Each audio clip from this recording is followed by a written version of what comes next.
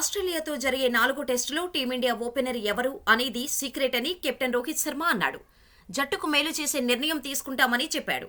తన గాయం చిన్నదని, ఫిట్గా ఉన్నానని స్పష్టం చేశాడు. 4 టెస్టు నేపథ్యంలో రోహిత్ శర్మ మంగళవారం మీడియాతో మాట్లాడాడు. ఈ సందర్భంగా తన గాయానికి సంబంధించిన అప్డేట్ ఇచ్చాడు. తీవ్రమైన గాయం కాదని, తన మోకాలు బాగానే ఉందని చెప్పాడు. నా గాయం చిన్నదే, నేను ఫిట్గానే ఉన్నాను. టీమిండియా బ్యాటింగ్ ఆర్డర్ గురించి ఆలోచించకండి. కొన్ని విషయాలు బయటపెట్టాలి, మరికొన్ని దాచిపెట్టాలి. జట్టుకు ఏది మంచిదో అదే చేస్తాం.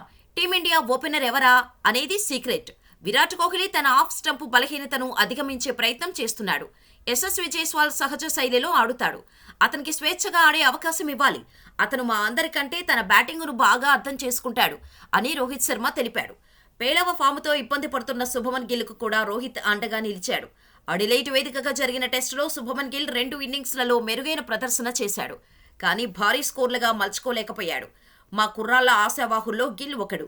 ప్రతిసారి భారీ స్కోరు చేయడం అంత సులువైన పని కాదు. గిల్ నాణ్యమైన ఆటగాడు. అతను బ్యాటింగును అర్థం చేసుకుంటాడు.